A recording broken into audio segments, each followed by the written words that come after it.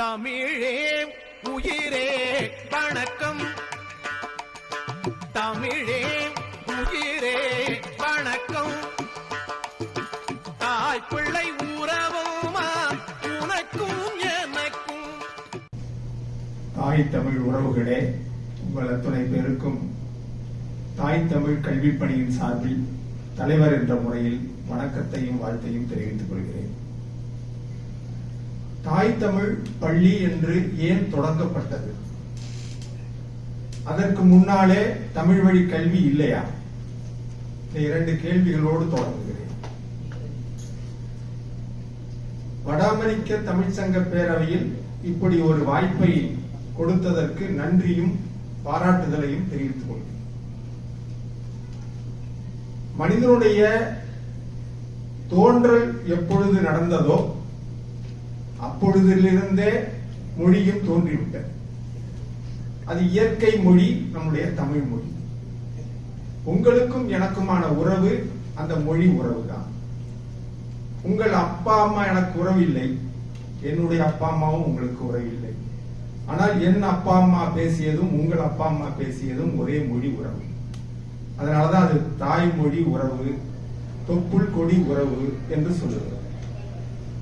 அவர் எங்கு வாழ்ந்தாலும் அவர் மொழியோடு வாழ்ந்து கொண்டிருக்கிறார், நம் இனத்தின் அடையாளமாய் வாழ்ந்து கொண்டிருக்கிறார் என்று நாம் பேசிக்கொள்கிறோம். அப்பொழுதே கல்வியும் தோன்றிவிட்டது. ஒருத்தனுக்கு உணவு கிடைத்தது என்றால் அவனுக்கு எப்படி கிடைத்தது என்பதை தெரிவிப்பதற்கான மொழியாக அந்த கல்வி அன்றைக்கு உருவாக்கி கொண்டு விட்டது. ஆகையினால் தமிழ் வழி கல்வி என்பது இன்றைக்கு முளைத்ததல்ல. தாய் தமிழ் பள்ளி என்ற பெயர் இன்றைக்கு முளைத்தது. அது 1991 திருவள்ளுவர் தமிழ் வழி பள்ளி என்று தொடங்கியது. 1993 தாய் தமிழ் மழலையர் தோட்டம் தாய் தமிழ் தொடக்கப்பள்ளி என்ற அறிவிப்போடு வெளிவந்தது. தோழர் தியாகு அதை தொடங்கி வைத்தார். அவரோடு சில நண்பர்கள் சேர்ந்து அந்த பள்ளியை உருவாக்கினர். அது தொடங்கும் பொழுது ₹1 அஞ்சல் வெள்ளை அளவில் அதை மக்களிடத்தில் விற்பனை செய்து அந்த தொகையை கொண்டு தரை வாடகையில் தொடங்கப்பட்டது 1993. அந்த பள்ளிக்கூடத்தை தான் நான் இன்றைக்கு நடத்தி வருகிறேன். 1993 தொடங்கப்பட்ட பள்ளி 2014 வரையிலும் அவருடைய பொறுப்பில் இருந்தது, தோழர் தியாகு பொறுப்பில். நான் 2004 செயலாளர் பொறுப்பை அந்த பள்ளியில் ஏற்றுக்கொண்டேன். 2015 முதல் தாளாளர் பொறுப்பில் இருந்து செயல்பட்டு வருகிறேன். இப்பொழுது தாய் தமிழ் கல்வி பணியின் தலைவராக இருக்கின்றேன். தலைவரானது பிறகு எனக்கு 18 பள்ளிகளுக்குமான பொறுப்பாளராக இருக்க வேண்டிய அந்த சுமை இருக்கிறது. அந்த பள்ளிகளையும் சேர்த்து கவனிக்க வேண்டிய பொறுப்பும் என்னை சார்ந்தது. அதிலே 4 பள்ளிகள் இன்றைக்கு வாடகை கட்டடத்தில் இயங்கிக் கொண்டிருக்கின்றன. இந்த 4 பள்ளியும் சொந்த நிலத்தில் அமர்வதற்கான வேலை திட்டத்தை யாரும் முன்னெடுக்கவே இல்லை. நாம் அதை முன்னெடுத்தாக வேண்டிய சூழ்நிலையும் உண்டு. ஒரு 7 பள்ளிக்கூடம் நல்ல நிலையில் கட்டடத்தோடு இயங்கிக் கொண்டிருக்கிறது. அதிலே ஒரு பள்ளி உயர்நிலை பள்ளி, ஒரு பள்ளி நடுநிலை பள்ளி. இந்த உயர்நிலை பள்ளி திருப்பூர் சிங்கனூரிலும், நடுநிலை பள்ளி திண்டிவனம் ரோசனையிலும் நடைபெற்று வருகிறது. அந்த ரோசனையினுடைய பள்ளியினுடைய தாளாளர் பொறுப்பை இன்றைக்கு பூபால் என்றவர் ஏற்றிருக்கிறார். ஆனால் அதை தொடங்கியவர் பேராசிரியர் கல்விமணி. அதற்கு பிறகு பாத்தீங்கன்னா ஒரு 7 பள்ளிக்கூடம் உயர்நிலை பள்ளிக்கூடம், அதாவது தொடக்க பள்ளிக்கூடங்களாக சிறப்பாக செயல்பட்டுக் கொண்டிருக்கின்றன. அதற்கு பிறகு ஒரு 5 பள்ளிக்கூடம் ஒரு குறைந்த அளவில் ஓரளவுக்கு கட்டடத்தோட இயங்கிக் கொண்டிருக்கிறது. இந்த 4 பள்ளிகள் ஏற்கனவே சொன்னேன் அல்லவா, அவைதான் வாடகை கட்டடத்தில் இயங்கிக் கொண்டிருக்கின்றன. ஒட்டுமொத்தமா 18 பள்ளிக்கூடம் நம்முடைய தாய் தமிழ் கல்விப்பணி அறக்கட்டளையில உறுப்பாக இருக்கின்றன. ஒட்டுமொத்தமா என்ன தேவை இருக்குன்னா, ஒரு பள்ளிக்கூடத்திலையும் குறைந்தது ஒரு மாதத்திற்கு ஒரு 9-10 ஆசிரியர், ஒரு 2 ஊழியர், 12 பேர் என்று சொன்னால் 10,000 ஊதியம் கொடுத்தால் கூட 1,20,000 தேவைப்படுகிறது. அந்த அளவுக்கு இந்த குழந்தைகளிடத்திலிருந்து நாம் பணத்தை பெற முடியாது. அவர்களிடத்துல நம்ம கேட்கிறது, இந்த எழுதுபொருளுக்கான சில்லறை பணம் கேட்கிறோம், சீருடை போன்றவைக்கான சில்லறை பணம் கேட்டு வாங்க முடியுமே தவிர கல்விக்கான கட்டணமாக பெற முடியாது. இது பெரும்பான்மை பள்ளிக்கு இதான் பொருத்தமாக இருக்கும். சில பள்ளிகள் ஏதோ ஒரு கூடுதல் தொகை பெற்றுக் கொள்கிறார்கள். அது முழுமையாக அந்த நிர்வாக செலவுக்கு பயன்படாது, போதாது. எல்லாருக்கும் என்ன தேவை இருக்கிறதுனா, ஒரு 10,000 சம்பளம் கொடுத்தா கூட 1,20,000 தேவை இருக்கிறது. அப்ப 18ஆல நீங்க பெருக்கிக் கொள்ளலாம். 10,000 என்பது இன்றைக்கு அவருடைய வாழ்க்கைக்கு உதவாது, போதாது. 20,000 என்று வைத்தால் 1,20,000 2,40,000 அது கூடும். அது 18ஆல பெருக்கினீங்கன்னா அதனுடைய விடை கிடைக்கும். இதுதான் இன்றைய தேவையாக இருக்கிறது. 20,000க்கு குறைவாக நாம ஆசிரியரை அமர்த்தினோம் என்றால் அவரால் இங்கு இருக்க மாட்டார். நாம் ஒரு சில பயிற்சிகளை கொடுத்து தேடி கொண்டுட்டு வருவோம், அவங்க இன்னொரு இடத்துக்கு வேலைக்கு போயிடுவாங்க. இது காலந்தோறும் நடைபெற்று வருது. அவர்களை இருக்க வைக்க வேண்டும் என்று சொன்னால் ஒரு 20,000 ஊதியமாக கொடுக்கப்பட வேண்டும். அப்படி கொடுத்தால்தான் அவர்களை இந்த பள்ளியில் ஒரு நீடித்த ஆசிரியராக வைத்துக் கொள்ள முடியும். குழந்தைகளுக்கும் அது தேவைப்படுகிறது. குழந்தைகளை பொறுத்தவரையிலும் நாம் அக்கா என்றும் அத்தை என்றும் அம்மா என்றும் அழைக்க வைக்கிறோம். இந்த குழந்தைகளுக்கு யாரும் ஆசிரியர் இல்லை, மிஸ் கிடையாது, டீச்சர் கிடையாது. பேர் நம்ம அழைக்கிறது அக்கான்னு கூப்பிடுவாங்க, சில பள்ளியில அம்மான்னு கூப்பிடுவாங்க, சில பள்ளியில அத்தைன்னு கூப்பிடுறாங்க. அப்ப அந்த குழந்தைகள் அந்த உறவோடு வளருகிறது. அத்தையிடம் வளர்கிறது, அம்மாவிடம் வளர்கிறது, அக்கையிடம் வளர்கிறது. அதற்கு புதிய புதிய அம்மாக்களையோ புதிய புதிய அத்தைகளையோ அக்காக்களையோ நம்ம அறிமுகப்படுத்தி கொண்டே இருந்தால் அவர்களுக்கு அதிலே நாட்டம் வராது. குறைந்தது ஒரு ஆண்டாவது ஒரு அத்தையிடம் படிக்க வேண்டும், ஒரு அக்காவிடம் படிக்க வேண்டும். அப்ப நமக்கு இந்த தேவையும் அதோடு சேர்ந்து இருக்கிறது, குழந்தையினுடைய நலத்தோடு சேர்ந்து இருக்கிறது. இந்த குழந்தைகள் நலத்தோடு சேர்ந்து இருக்கிறதுனாலதான் நாம இந்த பள்ளியை விட முடியல. இந்த குழந்தைகள் யார் வீட்டு குழந்தைகள் அங்கே அதிகமாக படிக்கின்றார்கள்? எம்எல்ஏ வீட்டு குழந்தையா? இல்லை. எம்பிக்கள் வீட்டு குழந்தையா? இல்லை. பெரும் திட்டத்திலே இருக்கக்கூடியவர்களுடைய குழந்தையா? இல்லை. யார் என்றால் தமிழை விரும்புகிறவர்களுடைய குழந்தையும், சில நேரங்களில் ஐடி போன்ற ஊழியர்களாக இருக்கின்றவர்கள் இந்த மொழியின் மீது ஏற்பட்ட ஈர்ப்பினால் அவர்களுக்கு அப்படி ஒரு ஈர்ப்பு இருக்கு. இந்த வேலைத்தன்மையினோட ஒரு வெறுப்பு என்ன பண்ணுதுன்னா அவங்க தமிழ் வழி கல்விக்கு அனுப்ப வைக்குது. அப்படிப்பட்ட குழந்தைகளும் பொருளியலால் பின்தங்கிய சமூகத்தால் ஒடுக்கப்பட்ட குழந்தைகளும் தான் அங்க வர்றாங்க. பழங்குடிகள் வர்றாங்க. ரோசனை பள்ளியில பெரும்பகுதி பழங்குடி மக்களுடைய குழந்தைகள் தான். அந்த சுற்று வட்டாரமே அது பழங்குடி மக்கள் வாழக்கூடிய பகுதி தான்.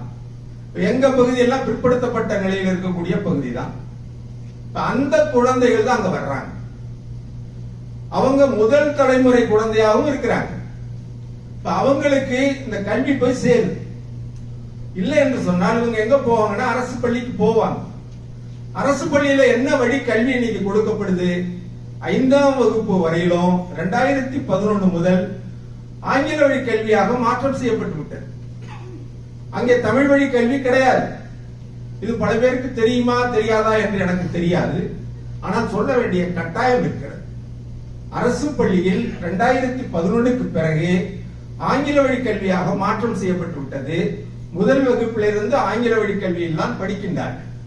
அங்க குழந்தைகளை சேர்க்க சென்றால் அங்க இருக்கிற ஆசிரியர் பெருமக்கள் என்ன சொல்வார்கள் என்று சொன்னால், உங்கள் குழந்தையை தமிழ் வழி கல்வியில் சேர்க்க முடியாது. ஏனென்றால் எல்லோரும் ஆங்கில வழி கல்வியில் தான் சேர்க்க விரும்புகிறார்கள். ஆகையினால உங்க குழந்தையை நாங்கள் தனியா தான் அமர வைக்கணும், அது எங்களால் சொல்லித் தரத்துக்கு முடியாது.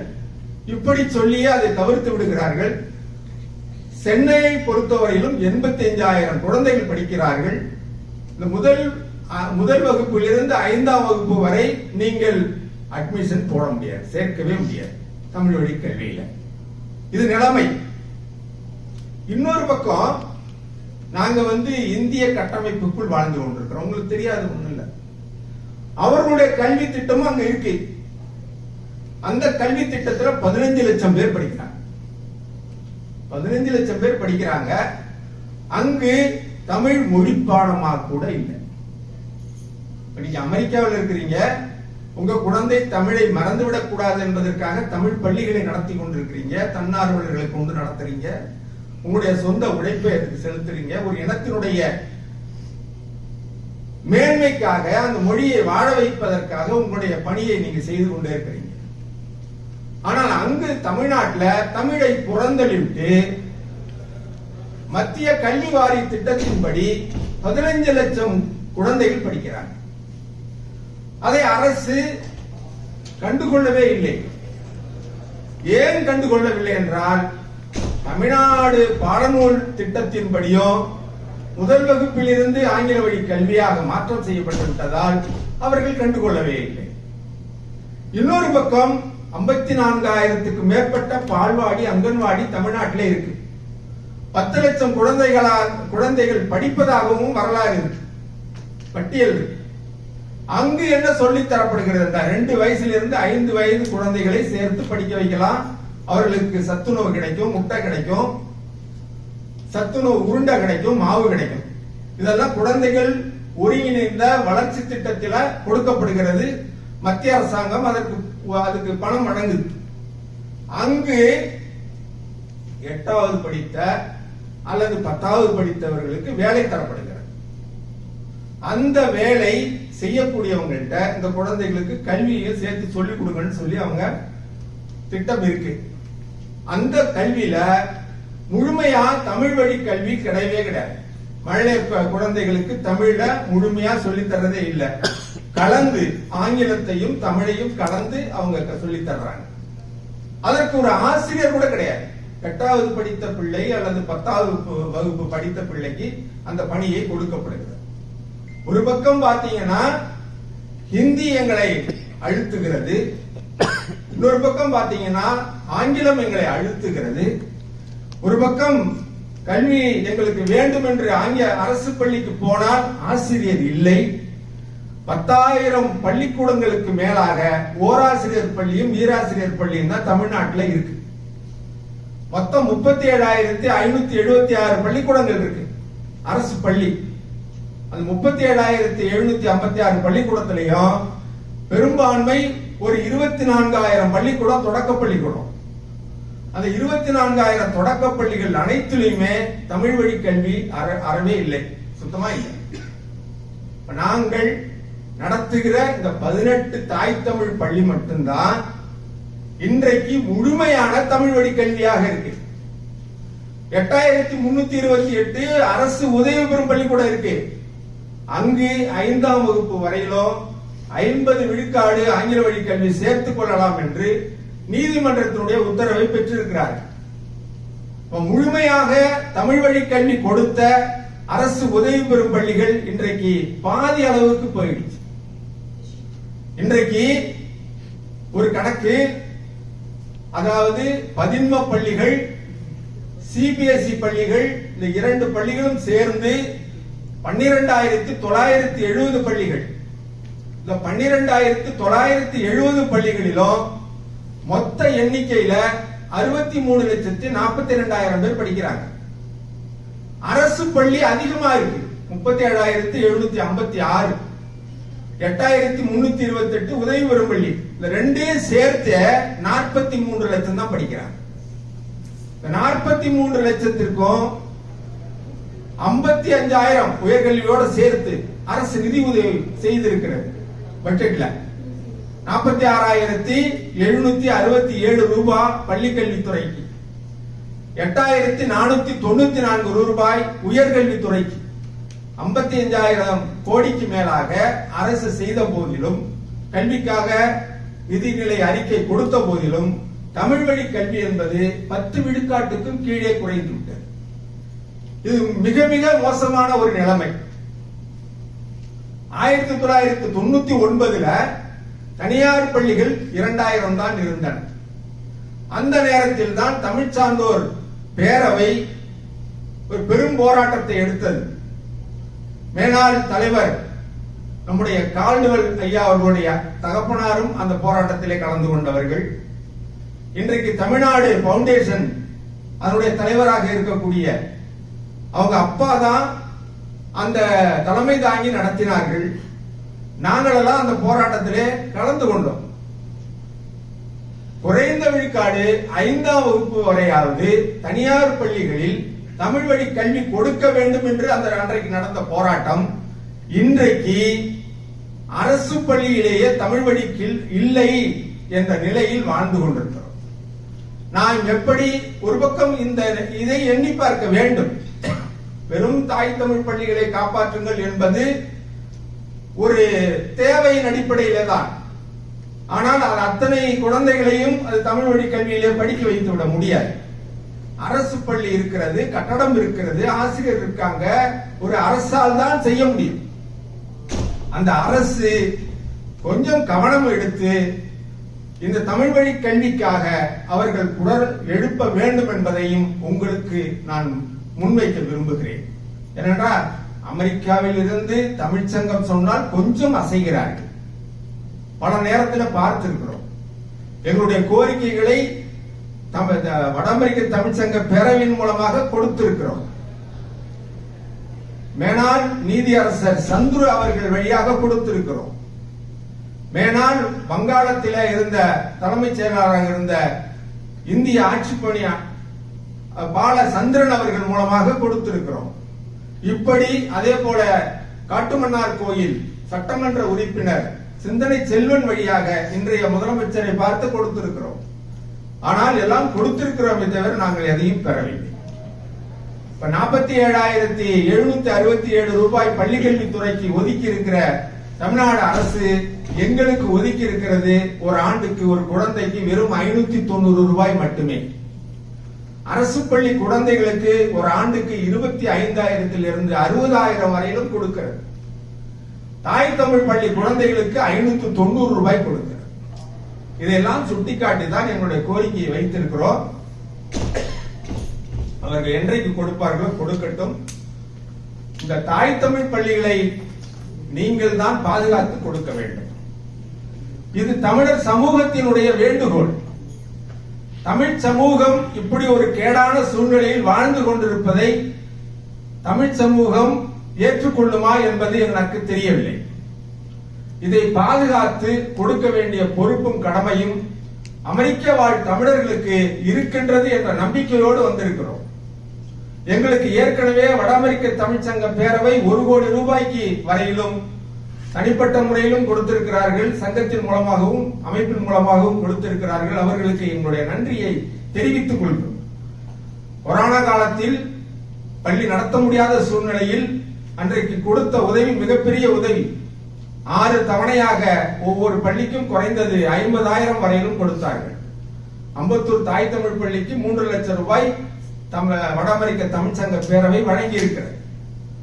மேலும் வழங்க வேண்டும் என்பதற்காக எங்களுக்கு இப்படி ஒரு வாய்ப்பை அளித்தமைக்கு நன்றியும் வாழ்த்துதலையும் பாராட்டுதலையும் தெரிவித்துக் கொண்டு மேற்கொண்டு உங்களிடம் ஏதாவது என்னிடம் கேட்க வேண்டிய வினா எதுவும் இருந்தால் இறுதியிலே கேளுங்கள், அதற்கு விடையளிக்க தயாராக இருக்கிறேன் என்று சொல்லி வாய்ப்புக்கு நன்றி கூறி விடைபெறுகிறேன். நன்றி, வணக்கம். அனைவருக்கும் வணக்கம். இன்னொரு நிறைய மீட்டிங்கு அப்புறம் நெகோசியேஷன் அட்டென்ட் பண்ணிட்டு மெயின் ஸ்டேஜுக்கும் போக வேண்டியதுனால வர முடியல. கொஞ்சம் தாமதமாக வந்ததுக்கு மன்னிக்கவும்.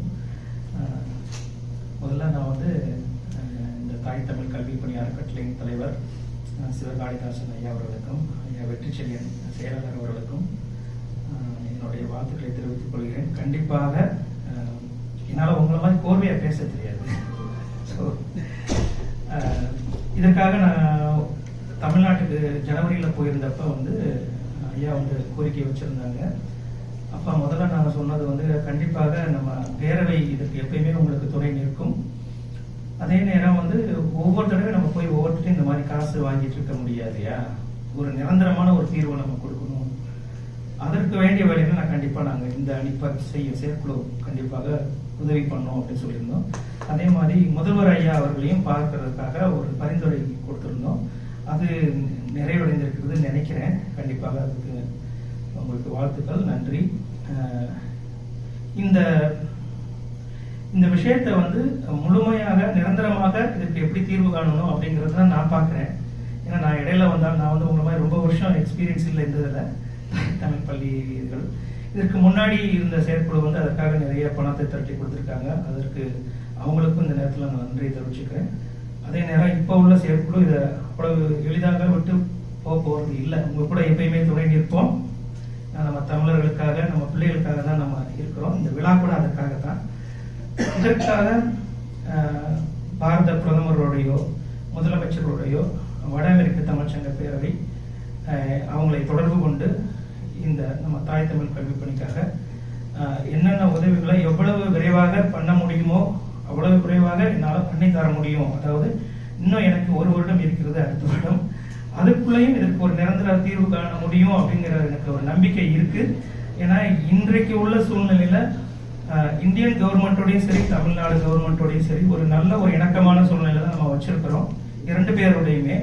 அதனால இதற்கு உங்களோட நாங்க பேசி ஒரு நல்ல முடிவை எவ்வளவு வெகு விரைவில் நாங்க பாரத பிரதமர் நரேந்திர மோடியோடையோ இல்ல இது சம்பந்தமாக தமிழ்நாடு முதலமைச்சரோடையோ பேசுறதுக்கு தயாரா இருக்கும். நேரடியாகவும் இதற்காக நாங்க அவங்கள்ட்ட நேரம் ஒதுக்கி போய் பார்த்து உங்களையும் கூட்டிட்டு போய் இதற்கு வேண்டிய வழிகளை செஞ்சு கொடுக்கறதுக்கு தயாரா இருக்கும். இதுதான் இப்போதைக்கு நான் சொல்ல முடியும்.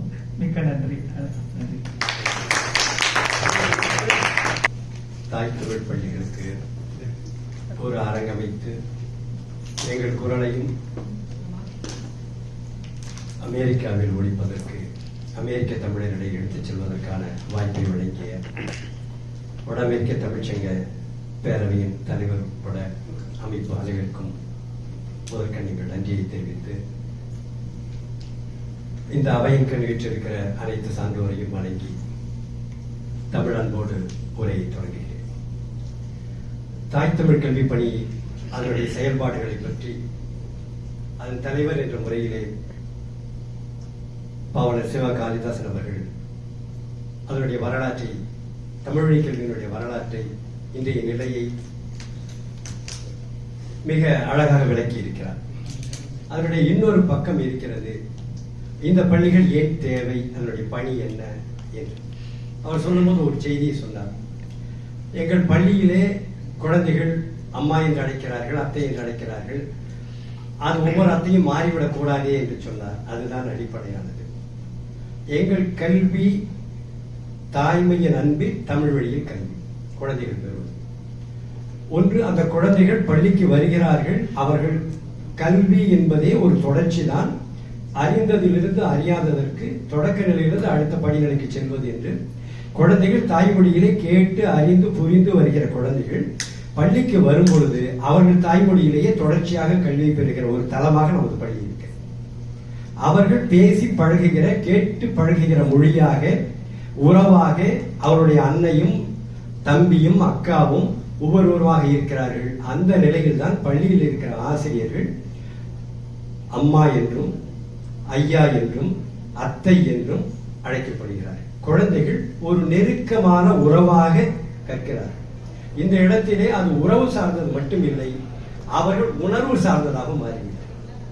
அவர்கள் இயல்பாக அவர்கள் வீட்டுச் சூழலிருந்து பள்ளிக்கு வருபவர்கள் பள்ளியிலே புதிதாக யாரோடு பழகிறோம் என்ற எண்ணம் இல்லாமல் அதனுடைய அடுத்த நிலைக்கு வர முடிகிறது. ஒரு நாற்று அது வளர்ந்து அடுத்த இடத்தில் வளர்வதற்காக நட்டு வைக்கப்படுவது போல அது புதிதான ஒரு சூழலில் இல்லாமல் இறக்கமாக அதே சூழலில் வருவதாக எங்களுடைய கல்வி அமைந்திருக்கிறது.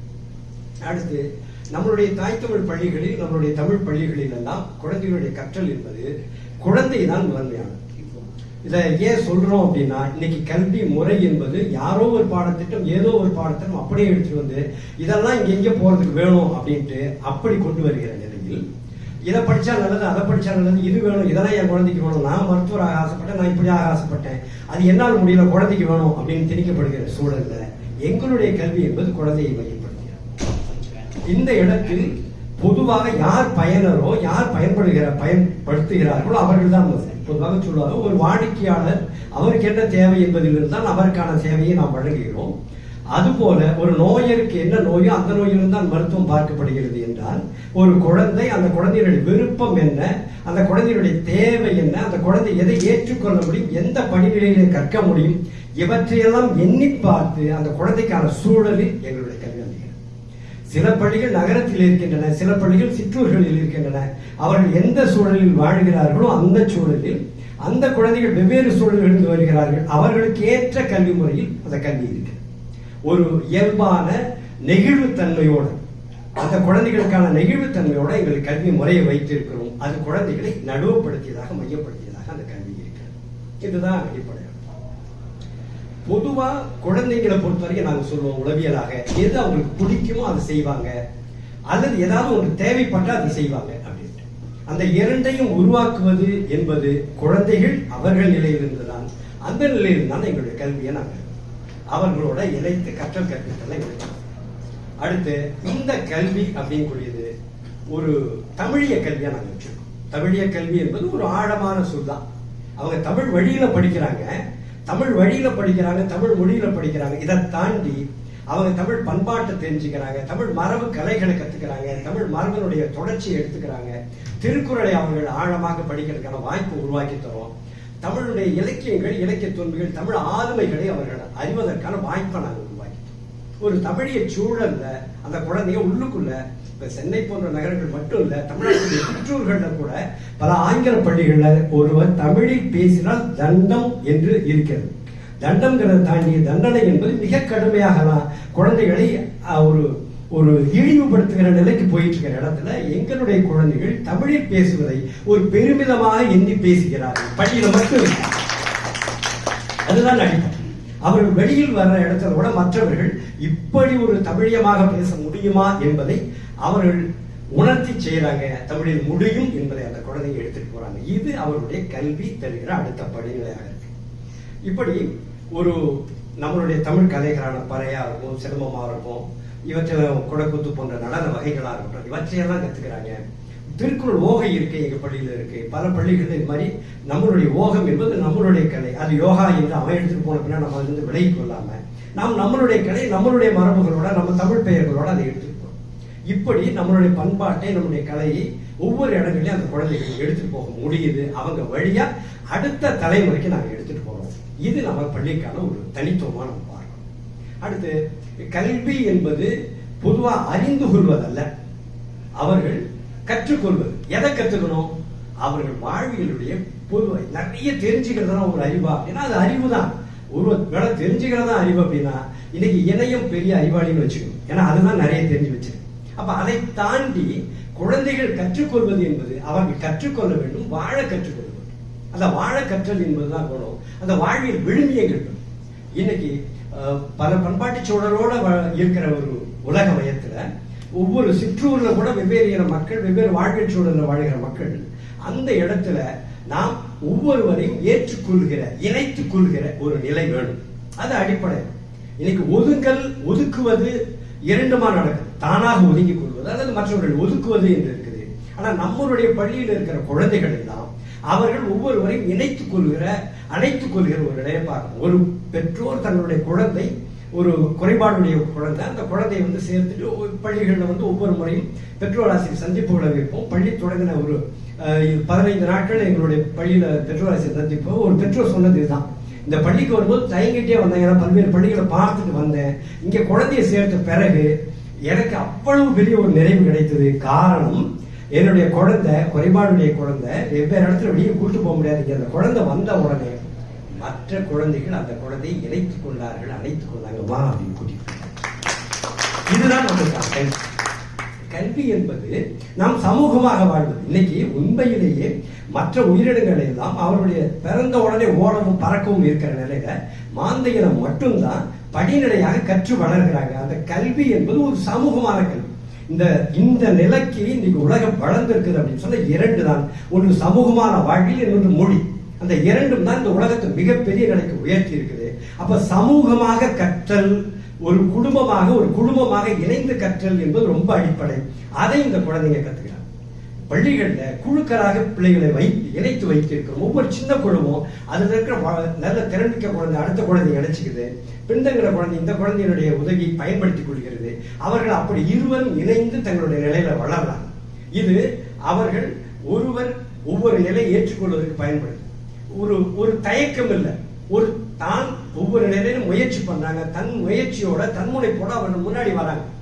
இன்னொரு பக்கம் தோத்து போனதை பத்தி எந்த இடத்துல குழந்தைங்க கவலைப்படுது.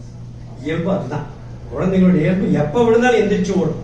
ஆனா இன்றைய கல்வி முறை உடனே விழுந்த உடனே ஐயோ அப்படி ஆயிடுச்சா அப்படின்னு சொல்ற அளவு கல்வி இல்லை. ஐயோ நீ தோத்து போயிடக்கூடாது, நீ இந்த போட்டியில் கலந்துக்க, ஐயோ நீ வரலையே அப்படிங்கிற அளவுக்கு குழந்தைகளுடைய உளவியல் அடித்து நொறுக்கப்படுகிற நிலையில எங்களுடைய குழந்தைகள் அடுத்த நிலை எழுந்து நடந்து ஓடுகிற நிலைக்கு வராங்க. இந்த ஆளுமை திறன்களை எல்லாம் இந்த பள்ளிகள் வழங்கி கொண்டு இது தனித்துவமான ஒரு நிலையை நான் பார்க்கணும். அறிவு தேடணும் எல்லா இடங்கள்லயும். நம்ம வெறுமனே நூல் படிப்பு நூல் அப்படிங்கிறது இல்லாம ஒரு அறிவு தேடலோட இருக்கிறாங்க குழந்தைங்க. எதையும் தெரிந்துக்கணும் அப்படின்னு நீங்க அங்கெல்லாம் ஒரு சின்ன அறிவியல் காட்சி அப்படி அப்படின்னா யாரோ ஒரு சும்மாலாம் செஞ்ச முடியாது.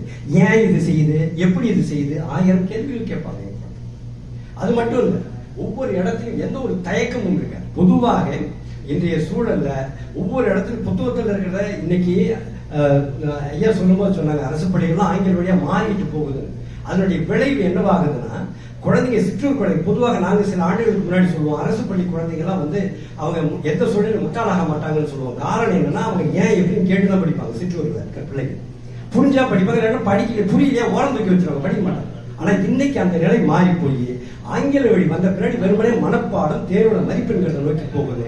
எங்களுடைய குழந்தைங்க அதுக்கு போகல, மதிப்பீடுகளை நோக்கி போறாங்க, தேடி கற்றுக்கொள்றாங்க. இது என்னன்னு தெரிஞ்சுக்கணும், ஏன் எப்படி என்ற வினாக்கள் எந்த இடத்துலயும் ஆசிரியர் ஒரு சின்ன விளக்கத்தை கொடுத்துட்டு கடந்து போயிட முடியாது.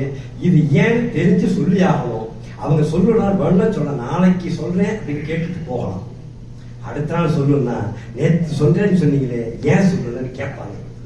அந்த தேடுதலோட வேட்கையோட இருக்கிறாங்க. இதுதான் எங்களுடைய கல்வியினுடைய. இன்னொரு பக்கம் இந்த தேடுதலாம் தாண்டி சரி அறிவு வேட்கை தான் இருக்கு அப்படின்னா ஒரு படைப்பாக்கத்தோட கல்வி இருக்கு. இந்த குழந்தைங்கிட்ட ஒரு படைப்பாக்க ஆளுமை திறன் இருக்கு. கதையாடல் எங்க பள்ளியில நிறைய இருக்கு. குழந்தைங்களே கதை சொல்லியா இருக்கிறாங்க. குழந்தைங்கள பாடுறதை தாண்டி அவங்களா 4 வரி பாடல் உருவாக்க முடியற அளவு இருக்கு. எங்களுக்கு ஒரு சின்ன அனுபவம் ஒண்ணு ரொம்ப நான் குறிப்பா சொல்லணும்னு நினைச்ச இந்த இடத்துல, பள்ளியினுடைய சுற்றுலாவை நாங்க பக்கத்துல வேற ஒரு ஊர் போய் ஒரு 3 மணி நேரம் கடைசியா முடிச்சுட்டு வர நேரம் முடிச்சுட்டு வர்றப்போ குழந்தைங்க சொன்னாங்க, பாட்டுக்கு பாட்டு வச்சுக்கலாமா, பாட்டுக்கு பாட்டு போட்டி வச்சுக்கலாமா அப்படின்னா. சரி வச்சுக்கலாம் அப்படின்னு என்ன வச்சோம் நடந்தது. ஒரு 2 அடியா பிரிச்சுக்கிட்டாங்க. குழந்தைங்க பாடல் ஒரு முடிகிற சூழ்நிலை அது முடிகிற எழுத்துல பாடலை தொடங்கணும், போட்டி வச்சோம். மிக அருமையா ஒரு 1.5 மணி நேரத்துக்கு அந்த சிறப்பா நடந்தது. என்ன சிறப்பு தெரியுங்களா? பாடல்கள் பள்ளியில் பாடப்படுகிற பாடல்கள். அவங்க தொடக்க வகுப்பையும் முதலை வகுப்பையும் படித்த பாடல் இல்லைன்னா திருக்குறள்.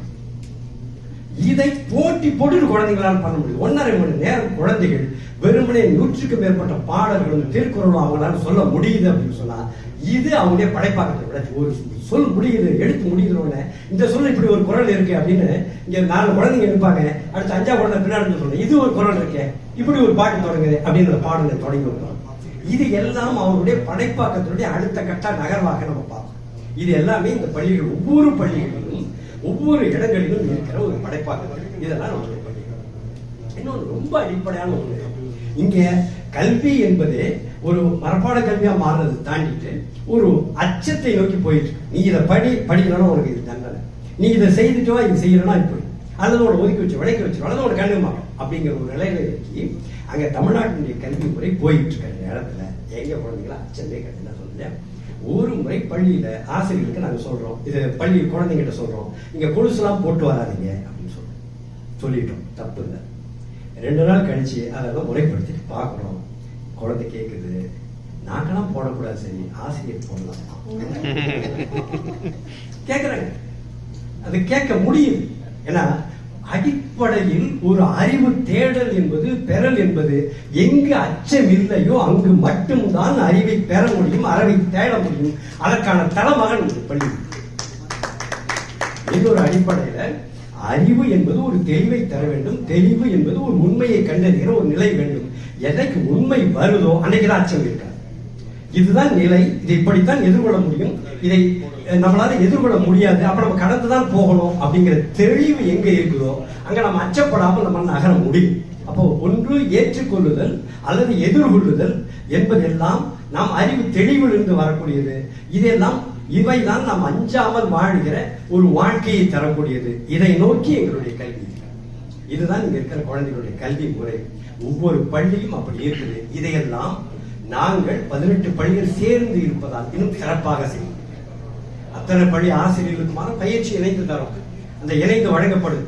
இருக்கிற ஆசிரியர்கள் பன்முக அறிஞர்களை கூட்டிட்டு வந்து நாங்கள் பயிற்சிகளை கொடுக்கிறோம். எங்களுடைய ஆசிரியர்கள் அவங்க ஐயா சொன்னது போல தொடக்கத்தில் 100க்கும் மேற்பட்ட பள்ளிகள் இருந்து 30 ஆண்டு காலங்கள்ல இருந்து 18 பள்ளிகளாக சுருங்கி இருக்கு. என்ன சொல்ல போனா கடந்த 4 ஆண்டுகள்ல 5 பள்ளிகள் இப்ப இல்ல. 18 பள்ளிகள் இருக்கு, 5 பள்ளிகள் இல்லாம போயிடுச்சு. இது ஒரு பக்கம் ஒரு எண்ணிக்கை குறைந்து போய் தேய்ந்து போயிருந்தாலும் இன்னொரு கட்டம் இதனுடைய நேர் எதிர்நிலையாக இத்தனை ஆண்டுகள்ல நாங்கள் செழுமை பெற்றிருக்கிறோம். கல்வியில் செழுமை பெற்றிருக்கிறோம். பொருளிலும் வளமை பெற வேண்டும். அது உங்கள் அனைவருடைய ஒத்துழைப்பில் தான் இருக்கிறது என்று நம்புகிறேன். பொதுவாக கல்வி என்பது வாழும் உலகோடும் உயிர்களோடும் இயற்கையோடும் இணைந்து வாழ கற்பதும், இருப்பவற்றை எதிர்கொள்ள பயில்வதும், தோல்விகளை எதிர்கொள்வதும், வெற்றியை கடந்து போவதற்குமான ஒரு அன்பு, அறிவு, ஆளுமை சார்ந்த ஒரு கற்றல். அதை எங்கள் குழந்தைகளிடம் நீங்கள் பார்க்க முடியும். வாய்ப்பிருப்பவர்கள் வாய்ப்பிருக்கும் போது தமிழ்நாட்டுக்கு வரும்போது பள்ளிக்கெல்லாம் வாருங்கள். இப்போது இன்னும் உங்கள் வினாக்களுக்காக நாங்கள் காத்திருக்கிறோம். நன்றி, வணக்கம். சுருக்கமாக சொல்கிறேன். நாங்கள் 35 ஆண்டுகளுக்கு முன்னாலே சிகாகோவில் தமிழ் பள்ளிக்கூட ஆரம்பிக்கிறப்ப பிடிச்சி சண்டை போட்டு இழுத்து கொண்டு போய் மெக்டானால் வாங்கி தர்றேன் எல்லாம் சொல்லி அந்த மாதிரி தான் பண்ணோம். இப்போ எங்க பார்த்தாலும் தமிழ் பள்ளி அமெரிக்காவில். உண்மையிலே நாங்கள் இமயமலை மேலே ஏறிட்டோம், அதே மேலே ஏறிட்டோம். என்னன்னு கேட்டீங்கன்னா தமிழ் இருக்குமா அமெரிக்காவில் சந்தேகப்பட்டவங்க எங்கள்லயே பல பேர்த்துக்கு தமிழ்லயே பேச வராது, எல்லாம் தங்கிலீஷ் தான் பேசுவாங்க. அந்த மாதிரி இருந்தவர்கள் இன்று குழந்தைகள் அருமையாக, இங்க தமிழே கிடையாது, தமிழ் தான். தமிழ்நாட்டில் தான் தமிழ், இங்க தமிழ் தான், தமிழும் பேசப்படும். அருமையா பேசுறாங்க. 1330 குரல் சொல்றவங்க இருக்காங்க. புறநானூறு பாருங்க. சிகாகோ தமிழ்ச்சங்கத்தில் நான் ஆண்டு விழாவுக்கு போயிருந்தேன். ஒரு பாரதிதாசன் புரட்சி கவி நாடகத்தை 10 நிமிஷம் 15 நிமிஷம் வசனத்தை அப்படியே பேசி நடிச்சு, அந்த புரட்சி கவி அமுதவழியெல்லாம் வசனத்தை பேசி எல்லாம் அவ்வளவு சிறப்பாக பண்ணாங்க. இது எதுக்கு சொல்றேன்னு கேட்டீங்கன்னா, இதோட வெற்றி எங்க இருந்து வந்துச்சுன்னா மகள் இருக்காங்கல்ல அவங்க தான். எப்படி வந்துச்சு? அவங்க எல்லாரும் ஆசிரியர்கள், எல்லாம் பிஹெச்டி வாங்கினவங்க, முனைவர் பட்டம் வாங்கினவங்க, பாதி பேர், மீதி பேர் அதுக்கு மேல பட்டம் வாங்கினவங்க. ஆகவே அவங்க எல்லாம் தமிழ் ஆசிரியர்கள். இங்க அவங்க வேலையை பார்த்துக்கிட்டு வர சொந்தக்காரங்களையும் பார்த்துக்கிட்டு, என் வீட்டுல எல்லாம் எங்க அப்பா இருந்தாங்க, எங்க அம்மா இருந்தாங்க, அதையும் பார்த்துக்கிட்டு, எங்களையும் பார்த்துக்கிட்டு, அவங்க டாக்டர் வேலையும் பார்த்துக்கிட்டு தமிழ் பள்ளி ஆசிரியராக இருந்தாங்க. நீங்க தயவு செஞ்சு என்ன பண்ணணும்னா, உங்க பள்ளிக்கூடத்துல வெளியில இருக்க மகளிரை உள்ள கொண்டு வாங்க. அவங்க வந்து ஏதாவது செய்யட்டும், ஏதாவது சொல்லுங்க, பாட்டு சொல்லுங்க, ஏதாவது செஞ்சு கொடுங்க சொல்லுங்க. வெளியில இருக்கவங்கள உள்ள கொண்டு வாங்க. அதை வந்து இவங்க எல்லாம் எப்படி பண்றாங்க, எல்லாத்தையும் ஒரு உற்சாகப்படுத்தி கொண்டு வந்து இன்னைக்கு வந்து உள்ள நுழையறதுக்கு வெயிட்டிங் லிஸ்ட் இருக்கு, அந்த மாதிரி கொண்டு வந்துட்டாங்க. ஒவ்வொரு அமெரிக்காவில் எந்த ஊர் எடுத்தீங்கன்னாலும் 4 தமிழ் பள்ளி இருக்கு, 5 தமிழ் பள்ளி இருக்கு, ஒன்னொன்னே 500 1000 பிள்ளைங்க இருக்கு. இங்கே இது செய்ய முடியும்னா நீங்க ஏன் செய்ய முடியாது? அப்படின்னா கோளாறு நம்ம கிட்ட தான் இருக்கு, மற்றவங்க குறை சொல்லி பிரயோஜனம் கிடையாது. மக்களுக்கு ஆர்வம் வர்றதுக்கு மகளிரை உள்ள கொண்டு வரணும். நீங்க எந்த மாதிரி ஒரு திட்டம், அதுக்கு நீங்க தான் யோசிச்சு சொல்லணும். நீங்க சமையல் கற்றுக் கொடுத்தாலும் சரி, உடல்நலம் சொல்லி கொடுத்தாலும் சரி, அந்த பிள்ளைங்களையும் கொஞ்சம் நல்ல நிலைமையில இருக்க மகளிர் உள்ள கொண்டு வந்தீங்கன்னா அவங்க மூலியமா தான் வளருமே தவிர, நீங்களும் நானும் இவங்களும் சத்தம் போட்டு பள்ளிக்கூடத்தை வளர்க்கறது ரொம்ப கஷ்டம். மற்றதெல்லாம் செய்யுங்க, இதையும் சேர்த்து செய்யுங்க. இங்க வந்தவர்கள் தயவு செஞ்சு நண்பர்கள்ட்ட சொல்லுங்க, வெக்கப்படாதீங்க, சொல்லுங்க. அமெரிக்காவில் தமிழ் வாழ்ந்துமா, தமிழ்நாட்டில் தமிழ் தாவலாமா? யார் மேல போறேன்? நம்ம சரியா வேலை செய்யல. இதுல வந்து உணர்ச்சியா பேசுறதுக்குலாம் இல்ல, பிராக்டிக்கலா என்ன செய்ய முடியும்? மகளிர் உள்ள கொள்வாங்க, கட்டாய வெற்றி நமதுதான். தமிழ் வாழும், கட்டாயம் வாழும், தமிழ்நாட்டிலே நம்ம திருப்பி கொண்டு வருவோம். அதான் ஆக்கப்பூர்வமா சிந்திச்சு செயல்படணும். வந்த அனைவருக்கும் நன்றி. தமிழே உயிரே வணக்கம். தமிழே